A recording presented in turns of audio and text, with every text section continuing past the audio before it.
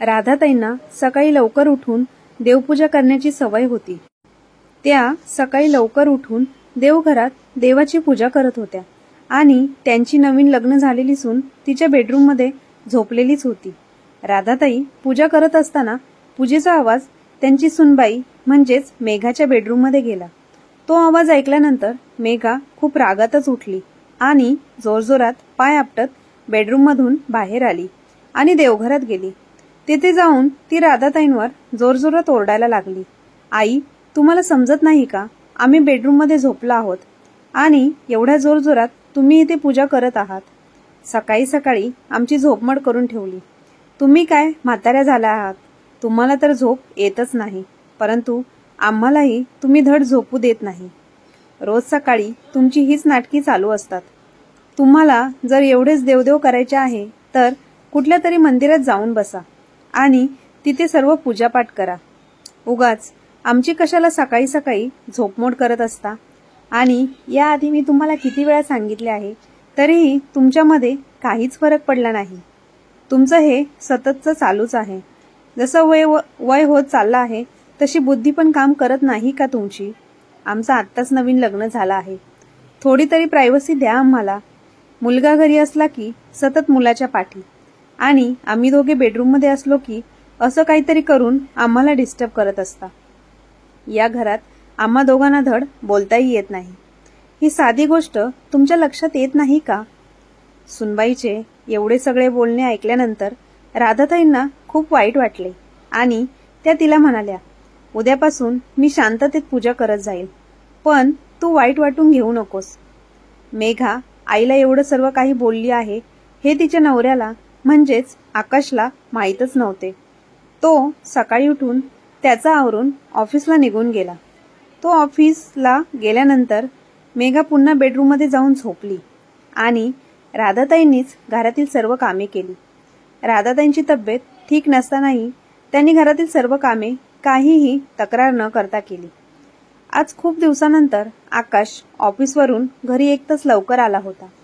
तो कारमधून उतरला आणि घरात येऊन त्याने पाहिले तर त्याची बायको मेघा तयार होऊन सोफ्यावर बसलेली होती आणि ती आकाशचीच वाट पाहत होती. कधी एकदा आकाश घरी येतोय व मी त्याच्यासोबत बाहेर जाते. तिला पाहून आकाश म्हणाला, अरे वा मेघा, आज खूप छान दिसत आहेस. कुठे बाहेर जाणार आहेस का? काही प्लॅन आहे का तुझा? मेघा प्रश्नार्थक नजरेने आकाशकडे पाहू लागली आणि मोठ्या आवाजात रागात बोलली, अरे असं काय बोलत आहेत आकाश? आपण दोघे बाहेर जाणार आहोत ना. आकाश एकटक तिच्याकडे तोंडाकडे पाहतच बसला आणि मनामध्ये विचार करू लागला की ही असं काय बोलत आहे. तेव्हा मेघा म्हणते, अरे माझ्या आईचा फोन आला होता. तिने आपल्याला आज रात्री जेवायला बोलावले आहे. तिचे बोलणे ऐकून आकाश म्हणाला, अगं मेघा, पण आपण असे कसे आज तिकडे जाऊ शकतो? कारण आता लगेच मला आईला हॉस्पिटलमध्ये घेऊन जायचे आहे. सकाळपासून तिची तब्येत खराब आहे. आकाशचे बोलणे ऐकून मेघाचा चेहरा उतरला आणि ती रागात म्हणाली, तुझी आई तर सारखी सारखी आजारीच असते. त्यांचे हे नेहमीचेच झाले आहे. मी जेव्हापासून लग्न करून घरात आली आहे त्या सतत आजारीच असतात. मग आपण कुठे बाहेर जायचेच नाही का? त्यांच्यापाशीच बसून राहायचे का? तू सांग आकाश, माणसाचे वय झाले की थोडंसं आजारपण येतच ना. पण जेव्हा मला कुठे बाहेर जायचं असतं तेव्हा बरोबर आपला प्रोग्राम रद्द करण्यासाठी त्यांच्याकडे काही ना काही बहाणा तयारच असतो. आजचेच बघ ना, मी सांगते आईने मला जेवायला रात्री बोलावलं आहे आणि तुलाही, म्हणून मी तयार होऊन बसले आहे आणि म्हणून लगेच तुला फोन करून आजारी असल्याचे सांगून बोलावून घेतले आहे आईने. असे बोलू नये, पण एक नंबरची खोटारडी आणि नाटकी बाई आहे तुझी आई. यावर आकाश रागाने म्हणाला, माझ्या आईला नाटकी आणि खोटारडी म्हणायला तुला लाज नाही वाटत का ग? आजपर्यंत आईने कधीही आपल्याला बाहेर जाण्यापासून थांबवले आहे का? नाही ना. आणि तसेही तुझ्या आईचा फोन तुला आला होता, मला नाही. मी तर माझ्या आईला डॉक्टरकडे घेऊन जाण्यासाठी ऑफिसमधून आज लवकर आलो होतो, तुझ्या आईकडे जेवायला जाण्यासाठी नाही. समजलंस का? आईला दवाखान्यात नेण्यासाठी मी सकाळीच डॉक्टरांची अपॉइंटमेंट घेतली होती. तुम्ही मायलेकींनी मला न सांगता काही प्लॅन बनवला, याचा अर्थ तुम्ही मला काही गृहीत धरत आहात का? मलाही माझी इतर कामे असतात. त्यांनी बोलावले आणि लगेच जायला मी काही रिकामटेकडा बसलेला नाही. हे सर्व आकाश खूप रागात बोलत होता आणि ते सर्व बरोबरही होते. आकाशचे असे बोलणे ऐकून मेघा आणखी नाराज झाली आणि ती म्हणाली, मग माझ्या आईने तुम्हाला विचारून मला कधी माहेरी बोलवायचे आणि कधी नाही हे ठरवायचे का? म्हणजे याचा अर्थ माझ्या आईने तुला विचारून प्लॅन बनवायचेत का? अरे आकाश, आपण जर आईकडे गेलो नाही तर तिला किती वाईट वाटेल. यावर आकाश म्हणाला, तुला तुझ्या आईची काळजी आहे, पण आपण जर माझ्या आईला ती आजारी असताना सोडून डॉक्टरांकडे घेऊन न जाता बाहेर गेलो तर आईच्या मनाला कसं वाटेल याचा थोडा तरी विचार तू केलास का ग? आणि जर तिला जास्त काही झाले तर काय करणार आहोत आपण? आकाश मेघाला समजवण्याचा पूर्णपणे प्रयत्न करत होता, परंतु ती काही ऐकून घेण्याच्या मनस्थितीमध्येच नव्हती. त्यांचे बोलणे आतल्या खोलीतून बाहेर येत असलेल्या राधाताईंनी ऐकले. त्यांना ते सर्व पाहून आणि ऐकून खूप वाईट वाटले. त्या बाहेर आल्या आणि मेघाला प्रेमाने म्हणाल्या, मेघा बाळा, हे बघ, मी रिक्षाने डॉक्टरांकडे जाईल आणि आकाश तुझ्याबरोबर तुझ्या आईबाबांकडे येईल. मग तर झाले. उगाच तुम्ही दोघे एकमेकांमध्ये वाद घालत बसू नका कोणत्याही कारणावरून, आणि माझ्यामुळे उगाच भांडत बसू नका. तुम्ही दोघेही बिनधास्त बाहेर जा. मी रिक्षाने डॉक्टरांकडे जाऊन येईल. तेव्हा मेघा सासूला म्हणाले, राधाताईंना म्हणाली, बस करा. एवढे प्रेम दाखवण्याची किंवा प्रेमाचे नाटक करण्याची काहीच गरज नाही. मला हे कळत नाही की तुमच्यासारख्या आया मुलांचे लग्न लावूनच का देतात? मुलांना बायका करून देतात. मुलांचे लग्न झाले तरी आईला मुलाचा मोह काही सुटत नाही. त्यावर आकाश मोठ्या आवाजात मेघाला म्हणाला, अगं काय बोलतेस हे तुला तरी कळते का? आणि तुझी हिंमत कशी झाली माझ्या आईसोबत अशा पद्धतीने बोलण्याची? सगळी लाज सोडून दिली आहेस का? असं बोलताना थोडी तरी लाज वाटू दे स्वतःच्या मनाला. तेव्हा राधाताई आकाशला गप्प राहण्याचा इशारा करत होत्या, पण तोपर्यंत मेघा रागाने तिच्या खोलीत गेली होती आणि बॅग उचलून घराबाहेर निघून गेली. राधाताई आकाशला म्हणाल्या, आकाश जा आणि मेघाला थांबव. पण आकाश म्हणाला, आई, आपण तिला जा म्हणालो नाही ना, ती स्वतःहून गेली आहे. आता ती घराच्या बाहेर गेलीच आहे तर ती जाण्याची व्यवस्था करेल. आई, तिचं हे नेहमीच झाले आहे. तिला तुझ्याबद्दल थोडंही प्रेम नाही किंवा आपुलकी नाही. तोंडाला येईल ते बडबड करत असते. तू तिचं सर्व काही करते, तिची सर्व कामं करते. एखाद्या मुलीप्रमाणे तिच्या पुढे नाचत असतेस. सख्या आईप्रमाणे तिला जीव लावते, तरीही त्याची तिला थोडीही कदर नाही. म्हणून जाऊ दे आई, तिला गेली तर जाऊ दे. तू नको तिचा जास्त विचार करूस. आई, तू पटकन तयार हो. आधी मी तुला डॉक्टरांकडे घेऊन जातो, मग त्यानंतर तुला घरी आणून सोडतो आणि मग मी मेघाच्या माहेरी जाईन. त्यावर राधाताई म्हणाल्या, अरे पण. त्यावर आकाश म्हणाला, पण बिन काही नाही आई, तू तिची अजिबात काळजी करू नकोस. तिला काही होणार नाही. माझ्या लग्नाला 6 महिने झाले आहे आणि या 6 महिन्यात हा तमाशा मी अनेकदा पाहिला आहे. शेवटी आकाशने समजवल्यानंतर राधाताई तयार झाल्या डॉक्टरांकडे जाण्यासाठी. त्यानंतर आकाश आईला घेऊन डॉक्टरांकडे हॉस्पिटलमध्ये गेला. त्यानंतर आईला घरी सोडून तो मेघाच्या माहेरी पोचला. तिथे गेल्यानंतर त्याने पाहिले तर मेघा खूप रागातच बसली होती. आकाशला पाहून मेघाची आई म्हणाली, अरे काय जावई बापू, आत्ताच तर लग्नाला 6 महिने झाले आहेत आणि तुम्ही मेघाला एकटीलाच माहेरी पाठवले. त्यावर आकाश म्हणाला, त्याचे असे झाले सासूबाई की मला आईला हॉस्पिटलमध्ये घेऊन जायचे होते. 3-4 दिवस झाले आईची तब्येत खूप खराब आहे. आकाशचे बोलणे ऐकून मेघाची आई म्हणाली, मान्य आहे जावई बापू की तुमच्यावर तुमच्या आईची जबाबदारी आहे, पण आता म्हातारपणात तर आजारपण चालायचेच ना त्यांचे.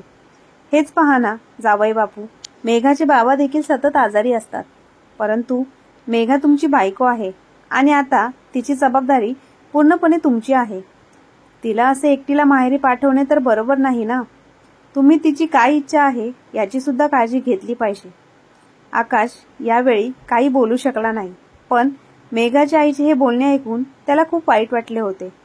काही वेळाने जेवण वगैरे आटपून ते दोघे पुन्हा आपल्या घरी जाण्यासाठी निघाले. वाटेत मेघा आकाशला म्हणाली, आकाश, मला आईस्क्रीम खायची आहे. तेव्हा आकाश म्हणाला, आईस्क्रीम खायची आहे का तुला? परंतु आकाशचा मूड पूर्णपणे खराब झाला होता. पण परत त्याने विचार केला की या बाईला नाही म्हटल्यावर अजून तिचा खूप ऐकून घ्यावं लागेल, म्हणून अजून कशाला उगाच स्वतःचा मूड खराब करून घ्यायचा. एका आईस्क्रीमसाठी पुन्हा इथे एवढे बोलणे ऐकून घेण्यापेक्षा आकाशने आईस्क्रीम पार्लर समोर गाडी थांबवली. दोघांनी तिथेच आईस्क्रीम खाल्ली आणि जाताना आकाशने आईस्क्रीमचा एक फॅमिली पॅक सुद्धा खरेदी केला. ते पाहून मेघा म्हणाली, अरे, आपण दोघांनी पण आईस्क्रीम खाल्ले आहे, मग उगाच हा फॅमिली पॅक कशासाठी घेत आहेस? त्यावर आकाश म्हणाला, आपण दोघांनी आईस्क्रीम खाल्ले आहे, पण घरी आई सुद्धा आहे, म्हणून आईसाठी आईस्क्रीम घेतले आहे. आईला सुद्धा आईस्क्रीम खूप आवडते. त्याचे बोलणे ऐकून मेघाला राग आला आणि ती म्हणाली, तू का प्रत्येक वेळेस आईला मध्ये मध्ये आणतोस रे? जेव्हा पाहावे तेव्हा आई आई करत असतोस. त्यांच्यासाठी प्रत्येक वस्तू खरेदी करणे गरजेचेच आहे का? अरे आकाश, बायको आणि आईमध्ये काही फरक असतो की नाही? त्यावर आकाश म्हणाला, हे काय मूर्खासारखे बडबड करत आहेस तू? माझे लग्न झाले आहे म्हणून माझी आई माझ्यासाठी एवढी परकी झाली आहे का? तू आलीस म्हणून मी तिला विसरून जावे असे तुला म्हणायचे आहे का? तसे असेल तर सॉरी, ते कधीच शक्य होणार नाही. आकाश पुन्हा मोठ्या आवाजात म्हणाला, मला एक सांग, लग्न झाल्यानंतर नवरा फक्त बायकोचा असतो आणि आईचा नसतो असे कुठे लिहिले आहे का? त्याचे हे बोलणे ऐकून मेघा सुद्धा मोठ्या आवाजात म्हणाली, मला आवडत नाही तुझे प्रत्येक वेळी छोट्या छोट्या गोष्टींमध्ये, साध्या साध्या गोष्टीत आपल्या दोघांमध्ये आईला आणलेले. लग्नापूर्वी असेल तुझ्या आईचा तुझ्यावर अधिकार, पण आता तू फक्त माझा आहेस आणि तुझ्यावर फक्त माझा अधिकार आहे. असं म्हणत मेघा कारच्या मागच्या सीटवर जाऊन बसली. त्यामुळे आकाशनेही तिला काही समजवण्याचा प्रयत्नच केला नाही, तर तो गुपचूप ड्रायव्हिंग सीटवर येऊन बसला. काही वेळाने ते दोघेही घरी पोचले. घरी पोचल्यानंतर मेघा कारमधून उतरली आणि पाय आपटत सरळ तिच्या बेडरूममध्ये जाऊन झोपली. मेघाच्या वागण्यावरून राधाताईंना माहीत झाले की या दोघांमध्ये पुन्हा काहीतरी बिनसले आहे. आकाश सुद्धा घरामध्ये आला तेव्हा त्याचाही मूड खराब झाला होता. पण राधाताई दोघांनाही काही न बोलता गप्प बसल्या, कारण एवढ्या दिवसात त्यांना या सर्व गोष्टींची आता सवयच झाली होती. राधाताई त्यांच्या खोलीमध्ये जाऊन झोपल्या. त्यानंतर काही वेळाने आकाशही त्याच्या बेडरूममध्ये येऊन झोपला, पण त्याला अजिबात झोप येत नव्हती. 6 महिन्यापूर्वी तर त्याचे मेघाबरोबर लग्न झाले होते. मेघा तिच्या आई वडिलांची एकुलती एक मुलगी असल्यामुळे खूप लाडात वाढलेली होती. त्यामुळे तिचा स्वभाव खूप हट्टी होता. त्यामुळे तिला असे वाटत होते की नवऱ्यावर फक्त बायकोचा अधिकार असतो आणि नवऱ्याने बायकोच्या सर्व काही गोष्टी ऐकल्याच पाहिजेत. त्यामुळे जर आकाश कधी ऑफिसवरून घरी आल्यानंतर येऊन त्याच्या आईजवळ जाऊन बसला किंवा आपल्या आईला घेऊन मंदिरात गेला किंवा आईला घेऊन इतर कोणत्याही नातेवाईकांकडे गेला तर ते मेघाला अजिबात आवडत नसायचे. आणि ह्या गोष्टींमुळे तिने अनेकदा आकाश आणि त्याच्या आईसोबत भांडण केले होते. आणि सर्वात मोठी गोष्ट म्हणजे मेघाची आई तिला समजवण्याच्या ऐवजी नेहमी तिची साथ द्यायची आणि असे म्हणायची, तुझ्या सासूला काही अक्कलच नाही का? आता मुलाचे लग्न झाले आहे तर आपण त्या नवरा बायकोमध्ये येऊ नाही, एवढी पण साधी गोष्ट तुझ्या सासूला कळत नाही का? आणि मी म्हणते, काय गरज आहे तुझ्या सासूला सतत जावई बापूंना माझे हे दुखते, माझे ते दुखते सांगण्याची? हे बघ मेघा, तुझी सासू एक नंबरची नाटकी आणि खोटारडी बाई आहे बरं का. म्हणूनच तर तुझा नवरा सतत आईचा जप करत असतो. अशा प्रकारे मेघाच्या आईने तिच्या मनात सासूबद्दल खूप वाईट साईड भरवले होते. तिने कधीही मुलीला समजवण्याचा प्रयत्न केला नाही. मुलीचा संसार वाचवण्यासाठी कधीही हिताच्या 4 गोष्टी तिला समजावून सांगितल्या नाही. एके दिवशी रोजच्या या कटकटीला कंटाळून आकाशने मेघाची तक्रार तिच्या आईकडे केली. सर्व ऐकल्यानंतर तेव्हा तिची आई म्हणाली, अहो जावई बापू, सांभाळून घ्या आमच्या मेघाला, अजून लहान आहे ती, तिला थोडेसे समजावून घ्या. हे पहा, तुम्ही तिच्याशी प्रेमाने वागा, सर्व काही व्यवस्थित होईल. मेघाची आई म्हणाली, तसे तर मेघा म्हणते तेही खोटे नाही की नवऱ्यावर फक्त तिच्या बायकोचा अधिकार असतो. मला तर असे वाटते की तुम्ही माझ्या मेघाच्या मनाविरुद्ध वागत असाल. त्याचमुळे तर तुम्हा दोघांमध्ये सतत काही ना काही वाद होत असतात. म्हणूनच तुम्ही सतत भांडत असता. म्हणूनच लग्नाला 6 महिने होऊनही तिला तुमच्या घरात आपलेपणा जाणवत नाही. मेघाच्या आईने कोणत्याही प्रकारे मुलीला समजावण्याचा प्रयत्न केला नाही. उलट त्यांच्या जावयाला आणि त्यांच्या आईला दोषी ठरवून मोकळ्या झाल्या. त्यांच्या मुलीला थोडाही समजावण्याचा प्रयत्न केला नाही. त्यांनी डायरेक्ट जावयाला दोषी ठरवले. हे सर्व ऐकल्यानंतर आकाशला प्रचंड राग आला होता. तो विचार करत होता, कोणती आई असे वागू शकते. आपल्या मुलीचा संसार वाचवण्यासाठी तिला 4 गोष्टी समजावून सांगून माहेरी पाठवण्याचे काम आईचेच असते. पण इथे तर सर्व काही उलट झाले आहे. इथे आईला मुलीचे संसाराचे काहीच पडलेले नाही. अशा विचारांचे वादळ आकाशच्या मनामध्ये उठले होते. त्याने विचार केला की आता आर या पार काहीतरी निर्णय घ्यावाच लागेल, नाहीतर त्याचे आणि त्याच्या आईचे संपूर्ण आयुष्य बर्बाद होईल. त्या दिवशी रात्री आकाशने बराच वेळ बसून विचार केला आणि त्यानंतर तो झोपला. आकाश झोपेतून लवकर उठला कारण त्याला ठाऊक होते की त्याची आई सुद्धा सकाळी खूप लवकर उठते. त्याला आईबरोबर काहीतरी महत्त्वाचे बोलायचे होते. म्हणून तो बेडरूममधून सरळ आपल्या आईच्या खोलीमध्ये गेला. त्यावेळी राधाताई आंघोळ आटपून पूजा करीत बसल्या होत्या. आकाश आईजवळ जाऊन बसला. त्याच्या चेहऱ्यावर प्रचंड चिंता दिसत होती. काही वेळ तिथे बसून तो आपल्या आईकडे पाहू लागला आणि म्हणाला, आई, तू किती लवकर उठतेस ग. निवांत झोपत जा ना उशिरापर्यंत. त्यावर आई म्हणाली, बाळा, मला आता सवय झाली आहे पहाटे लवकर उठायची. बरं मला सांग, तू का बरं आज इतक्या लवकर उठलास? आकाश म्हणाला, आई, मला तुझ्याशी एक महत्त्वाचे बोलायचे आहे. आई म्हणाली, कशाबद्दल बोलायचे आहे बाळा? तर तो म्हणाला, आई, आज मी एक निर्णय घेतला आहे आणि त्या निर्णयामध्ये मला तुझी मदत हवी आहे. आकाशचे बोलणे ऐकून राधाताईंनी त्याच्याकडे आश्चर्याने पाहिले आणि त्या म्हणाल्या, मला समजले नाही बाळा, अखेर तू कोणता निर्णय घेतला आहेस? राधाताईंना धक्का बसला होता. नक्की आकाशने कोणता निर्णय घेतला आहे आणि नक्की त्याच्या डोक्यामध्ये काय सुरू आहे हे त्यांना समजतच नव्हते. आणि नक्की आकाश कोणत्या विषयाबद्दल माझ्याकडे बोलायला आला आहे? आकाशचे बोलणे ऐकून राधाताई त्याच्याकडे गोंधळून पाहतच राहिल्या आणि म्हणाल्या, मला समजले नाही अखेर तू कोणता निर्णय घेतला आहे आणि माझी तुला कसली मदत लागणार आहे? त्यावर आकाश म्हणाला, आई, आपल्याला मेघाला धडा शिकवावाच लागेल. आता तिचे खूप झाले आहे. ती प्रेमाने समजण्यापलीकडे गेली आहे. मी तिचे सर्व काही सहन करतोय आणि तूही तिला काहीच बोलत नाही. म्हणून ती डोक्यावर बसली आहे आणि मीही तिची प्रत्येक गोष्ट ऐकतो, तिचे लाड करतो.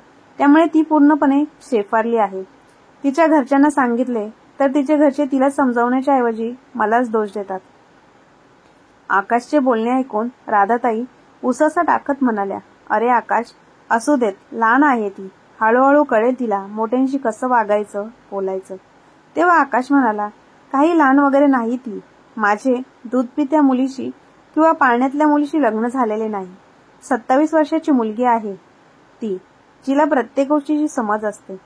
जर आता वेळेत तिला समजावले नाही तर तिचे लहानपण आयुष्यभर संपणारच नाही. आपल्याला असाच त्रास सहन करत राहावे लागेल. तिच्या आईबाबांना तर काही लक्षात येत नाही, पण तिला ठिकाणावर आणण्यासाठी तू माझी साथ द्यावी लागेल असे मला वाटते आई. त्यावर राधाताई म्हणाल्या, ठीक आहे बेटा. त्यावर आकाश म्हणाला, मग आई, आता देवासमोर मला प्रॉमिस कर. असे म्हणत आकाश त्याचा हात समोर करत म्हणाला. तेव्हा राधाताईंनी आकाशच्या हातावर हात ठेवला आणि म्हणाल्या, चल ठीक आहे बाळा, मी देवासमोर तुला वचन देते. तू जे बोलशील मी तशीच वागेल. त्यानंतर आईला त्याने हळू आवाजात त्याचा संपूर्ण प्लॅन सांगितला आणि मग पुन्हा तो त्याच्या खोलीमध्ये निघून गेला. काही वेळाने त्याने मेघाला झोपेतून उठवले. तेव्हा मेघा म्हणाली, हे काय आकाश, मला तू एवढ्या लवकर का उठवत आहेस? तेव्हा आकाश तिला म्हणाला, हे बघ मेघा, मला ऑफिसला जायचे आहे. पटकन माझ्यासाठी नाश्ता बनव आणि टिफिनचंही बघ.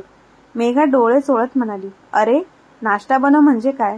पण मी का तुझा नाश्ता आणि टिफिन बनवायचा? ही सर्व कामे तर तुझ्या आईची आहेत ना. आईच दररोज नाश्ता आणि टिफिन बनवतात ना. तेव्हा आकाश म्हणाला, हो, पण आईला आज काय झाले कोणास ठाऊक. तिने आजपासून किचनमध्ये येणार नाही असे सांगितले आहे. आकाशचे बोलणे ऐकून मेघाचे डोके फिरले आणि ती म्हणाली, का? आई असे का म्हणाल्या आणि त्या का बरं नाश्ता बनवणार नाही? हे तर त्यांचीच कामे आहेत, माझी नाही आकाश. मी अशी कामे कधी केली नाही आणि करणारही नाही. त्यावर आकाश म्हणाला, मेघा, अगं माझा नाश्ता आईने का बनवायचा? तू माझी बायको आहेस ना, मग नाश्ता तर तुलाच बनवावा लागेल. आणि आता तसंही मला आईच्या हातचं खाऊन कंटाळा आलेला आहे. मला तुझ्या हातची चव चाखायची आहे. तुझी आई तर खूप कौतुक करत असते. आमची मेघा खूप छान स्वयंपाक बनवते. तिच्या हाताला खूप चव आहे. त्यामुळे आता मला तुझ्याच हातून दररोज टिफिन आणि नाश्ता पाहिजे. मेघा खूप रागात आणि तिरस्काराने आकाशकडे पाहत होती. तो पुढे म्हणाला, जर तुझ्या म्हणण्याप्रमाणे लग्नानंतर बायकोचा नवऱ्यावर सर्वात जास्त अधिकार असतो, तर मग नवऱ्याची संपूर्ण जबाबदारी घेणे हे सुद्धा बायकोचे काम आणि कर्तव्य आहे ना.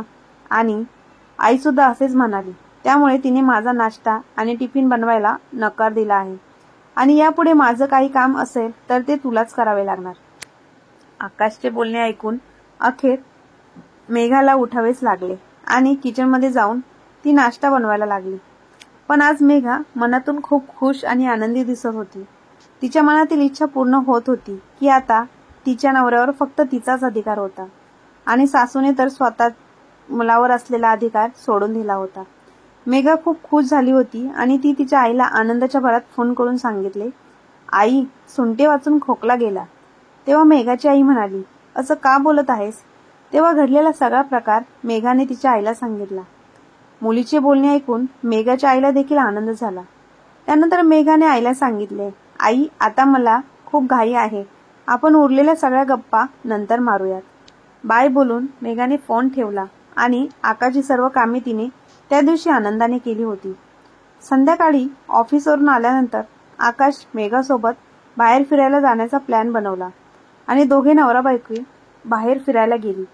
मेघाला भूक लागली होती. त्यामुळे जेव्हा ते दोघे हॉटेलमध्ये जेवायला गेले तेव्हा मेघा वॉशरूममध्ये गेली होती. त्याचवेळी तिच्या मोबाईलवर आईचा फोन आला. परंतु आकाशने फोन कट केला आणि तिचा फोन स्विच ऑफ करून ठेवून दिला. पण त्यानंतर जेव्हा तिच्या आईचा फोन आकाशच्या मोबाईलवर आला होता तेव्हा आकाशने हा विचार करून फोन उचलला की काही इमर्जन्सी तर नसेल ना. पण जेव्हा त्याला असं काही वाटलं नाही तेव्हा त्यांनी सांगितले की ते दोघे बाहेर जेवण करण्यासाठी आले आहेत आणि मेघा वॉशरूमला गेली आहे. असे बोलून त्याने फोन कट केला. पण मेघा आल्यानंतर त्याने तिला आईचा फोन आल्याबद्दल काही सांगितले देखील नाही. त्याला त्याच्या प्लॅननुसार काम करायचे होते आणि मेघाला वठणीवर आणायचे होते, म्हणून तो हे सर्व काही करत होता. मेघाने जेवायला सुरुवात केली, पण जेवताना तिने देखील तिचा फोन चेक केला नाही. जेवण वगैरे आटोपल्यानंतर परत जाताना जेव्हा तिने तिचा मोबाईल हातात घेतला तेव्हा आकाश म्हणाला, हे काय मेघा, माझ्याशी बोल ना आणि तो फोन आधी बाजूला ठेव बरं. मेघा म्हणाली, आकाश, अलीकडे तू फार बदलला आहेस. म्हणजे माझ्यासाठी ते चांगले आहे असे ती हसत म्हणाली. नेहमी असाच राहा असे म्हणत तिने आकाशला मिठी मारली. त्या दोघांनी खूप गप्पा वगैरे मारल्या आणि आजही ते दोघे आईस्क्रीम खाऊन घरी जायला निघाले.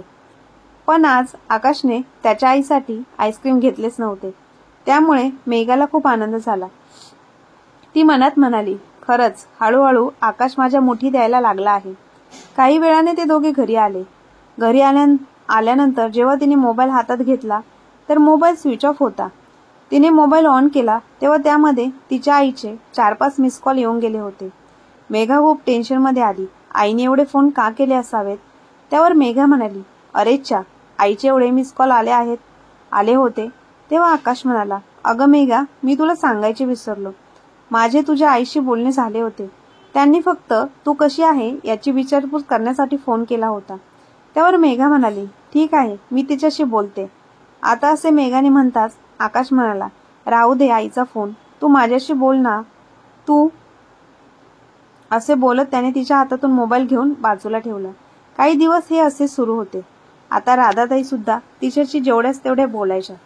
याशिवाय त्या देवखोलीत बसून पोथी वाचायच्या किंवा मग शेजारी राहणाऱ्या त्यांच्या मैत्रिणींसोबत पाय मोकळे करायला बाहेर फिरायला जायच्या. एके दिवशी मेघा आकाशला म्हणाली, आकाश, मला माझ्या आईची खूप आठवण येत आहे. तिला खूप भेटावेसे वाटत आहे. तर आज संध्याकाळी आपण माझ्या माहेरी जाऊन येऊ का? त्यावर आकाश पटकन म्हणाला, आज नको, पुन्हा कधीतरी जाऊयात. आज आपण मूवी पाहायला जाऊयात. त्यावर मेघा म्हणाली, नको नको, त्यापेक्षा मूवी पाहायला आपण पुन्हा कधीतरी जाऊयात. पण आज तर मला माझ्या आईबापांना भेटण्याची खूप इच्छा झाली आहे. अरे, माझ्या बाबांची तब्येत ठीक नसेल तर? यावर आकाश म्हणाला, काय तू पण? मी तुला मूवी पाहायला घेऊन जातो आणि तू आहेस की माहेरी जायचे बोलत आहेस? हे बघ मेघा, ते काही नाही. माझे मन राखण्यासाठी आज तुला माझ्यासोबत मूवी पाहायला यावंच लागेल. मग काय, ते दोघे संध्याकाळी मूवी पाहायला निघून गेले.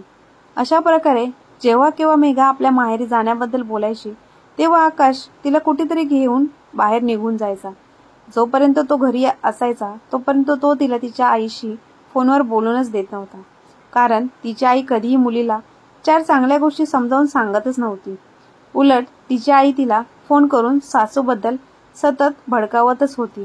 त्यामुळे आकाशने त्यांचे फोनच बंद करून टाकले. अखेर रविवारच्या दिवशी सकाळी सकाळी तिची आई आणि बाबा तिला भेटण्यासाठी तिच्या सासरी आले. त्यावेळी राधाताई मंदिरात गेल्या होत्या. मेघाने दरवाजा उघडला आणि आपल्या आईबाबांना आलेले पाहून तिला खूप आनंद झाला. तिने आईबाबांना हॉलमध्ये बसायला सांगितले आणि आकाशला बोलवण्यासाठी ती बेडरूममध्ये गेली. मेघाच्या आईबाबांना येऊन बराच वेळ झाला होता, पण आईबाबा आले आहेत हे सांगूनही आकाश खोली बाहेर आलाच नव्हता. त्यामुळे मेघा पुन्हा एकदा आकाशला बोलवायला बेडरूममध्ये गेली. तेव्हा आकाश बाहेर आला आणि दोघांना नमस्कार करून बाजूच्या सोफ्यावर जाऊन मोबाईल चालवत बसला. आकाशचे हे वागणे मेघाला अजिबात आवडले नाही, पण त्यावेळी ती त्याला काहीच बोलली नाही. त्यानंतर आकाश मेघाला म्हणाला, मेघा, माझ्यासाठी गरम पाणी घेऊन ये प्लीज. माझा घसा खूप खवखवत आहे. तेव्हा मेघा स्वयंपाक खोलीमध्ये गेली आणि गरम पाणी घेऊन आली. त्यानंतर ती तिच्या आईबाबांजवळ बसणारच होतीच की तेवढ्यात आकाश म्हणाला, मेघा, माझ्यासाठी आल्याचा चहा बनव. मेघा चहा बनवण्यासाठी स्वयंपाक खोलीत गेली. तेव्हा आकाश आणि त्याचे सासू सासरे इकडच्या तिकडच्या गप्पा मारत होते. तेव्हा तो फक्त हा हो याशिवाय काहीच बोलत नव्हता. हे सर्व पाहून मेघाला खूप संताप आला होता. शेवटी ते दोघं गप्प बसले. मेघाने चहा बनवून आणला आणि टेबलवर ठेवला. त्यानंतर आकाश पुन्हा म्हणाला, मेघा, आता माझ्यासाठी पटकन पावभाजी बनव.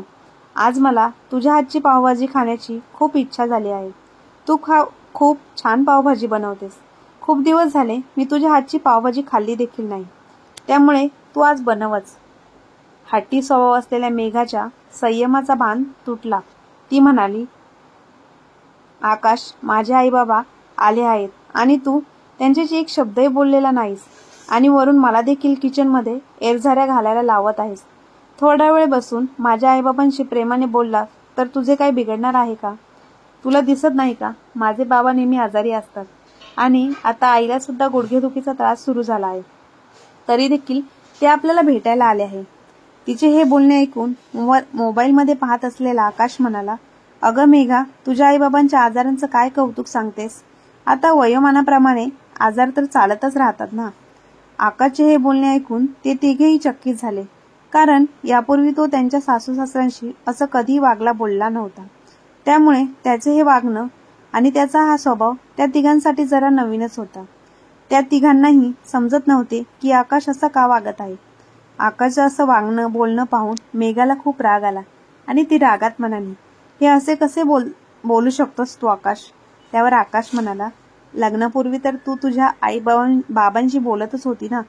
आता तुझं लग्न झालं आहे त्यामुळे मी तुझी पहिली प्रायोरिटी आहे हे तू लक्षामध्ये ठेव. हे ऐकून मेघाला आणखी राग आला आणि ती मोठ्या आवाजात म्हणाली, आकाश, माझं तुझ्याशी लग्न झालं आहे म्हणून तू जे काही बोलशील तसं वागायला तू मला काही खरेदी केलेली नाही. तिचे बोलणे ऐकून आकाश हसला आणि म्हणाला, मेघा, विसरू नकोस, तू माझी बायको आहेस. तुझ्यावर माझा अधिकार जास्त आहे, तुझ्या आईवडिलांचा नाही. त्यावर मेघा म्हणाली, बस कर आकाश, खूप झाले तुझे. त्यावर आकाश म्हणाला, तुझी मम्मी तर नेहमी म्हणत असते की आपल्या दोघात माझ्या आईला आणलेले तिला अजिबात आवडत नाही. मेघा आकाशकडे रागात बघत होती. तेव्हा आकाश म्हणाला, का? आता का वाईट वाटत आहे तुला? अगं, आज मी तेच बोलत आहे जे तू नेहमी बोलत होतीस. आता काय झाले, मी बोललेले पचले नाही का तुला? तुझे आई बाबा मात्र आई बाबा आहेत, मग माझी आई माझ्यासाठी कोणीच नाही आहे का? माझे तुझ्याशी रीतिरिवाजाप्रमाणे लग्न झालेले आहे. तूही मला खरेदी केलेली नाहीस. अगं, 2 प्रेमाचे गोड शब्द माझ्या आईशी बोलली असती तर तुझे काही बिघडले असते का? माझ्या आईने तुझ्यावर मुलीसारखे प्रेम केले. तुझी सर्व काही कामे तिने केली. तिने खूप जीव तुला लावला होता, परंतु 2 प्रेमाचे शब्दही तू तिच्याशी गोड बोलली नाही. आज आकाशच्या मनात एवढी काही भडास होती तेवढी त्यांनी सर्वांसमोर बाहेर काढली. त्याचे हे सर्व बोलणे ऐकून मेघा शरमेने मान खाली घालून उभी होती. तो पुढे म्हणाला, जसे तुला तुझ्या आईबाबांबद्दल बोलल्यावर वाईट वाटते, तसेच तू माझ्या आईला काही बोलली तर मलाही वाईट वाटले ना. जसं तुझं तुझ्या आईवडिलांवर प्रेम आहे, तसंच माझंही माझ्या आईवर तितकंच प्रेम आहे. हे तुला कधी समजलेच नाही. बाबा गेल्यानंतर खूप काबाड कष्ट करून माझ्या आईने मला वाढवले, सांभाळले, मोठे केले. तिने केलेल्या कष्टाची मला जाणीव आहे मेघा. आकाशचे हे सर्व बोलणे ऐकून मेघाचे वडील म्हणाले, जावई बापू, आमच्या मेघाला माफ करा. तिच्याकडून फार मोठी चूक झाली आहे आणि मेघाच्या आईची फार मोठी चूक आहे यामध्ये. तिने कधी आपल्या मुलीला समजावून सांगितलेच नाही की सासू ही आईप्रमाणेच असते. तिची आपल्याला कधी अडचण होत नाही. तिलाही आईप्रमाणे जीव लावायचा असतो. जावई बापू, यात सर्वात मोठी चूक कोणाची असेल तर ती मेघाच्या आईचीच आहे. मेघाच्या आईने तिच्यावर हे संस्कार कधी केलेच नाहीत. मेघाचे वडील मेघाला म्हणाले, जसे तुझे आई वडील आहे तसेच आकाशची आई देखील आहे आणि तो त्यांच्याशी चुकीचं कसं वागू शकतो. तू त्या दोघांची माफी माग. तुझी खूप मोठी चूक झाली आहे. वेळेत स्वतःला सावर मुली आणि स्वतःचा संसार वाचव. तुझ्या आईच्या कोणत्याही गोष्टी ऐकत बसू नकोस. मेघालाही तिची चूक कळाली आणि तिने लगेच आकाश आणि आकाशच्या आईची म्हणजेच राधाताईंची माफी मागितली. बघा मित्रांनो, आज समाजामध्ये सुनांना असं वाटत असतं नवऱ्याने फक्त आपलंच ऐकावं, आपल्याच पुढे पुढे करावं, आई वडिलांचा कोणताही शब्द ऐकू नये आणि जे काही असेल ते फक्त तू आणि मी असं त्यांचं विश्व झालेलं आहे. परंतु हे जर त्यांच्या आईवडिलांच्या बाबतीत घडत असेल तर त्या मुली हे सहन करू शकत नाही. मग सासू सासऱ्यांबद्दल आणि आपल्या नवऱ्याबद्दल असा चुकीचा विचार का करत असतात. मुलींबरोबर सासू किती प्रेमाने वागली तरी त्यांना सासूमध्ये दोष दिसतच असतात. परंतु त्यांनी एक गोष्ट लक्षात ठेवली पाहिजे, त्यांची सासू ही कुणाची तरी आईच आहे. असा चुकीचा विचार करत असणाऱ्या मेघाला आणि मेघाच्या आईला आकाशने जी काही अद्दल घडवली त्याबद्दल तुमचं काय मत आहे कमेंट बॉक्समध्ये नक्की कळवा. मित्रांनो, तुम्हाला आजची कथा कशी वाटली कमेंट बॉक्समध्ये नक्की कळवा आणि कथा आवडली असल्यास आपल्या चॅनलला लाईक, शेअर, सबस्क्राईब नक्की करा. धन्यवाद.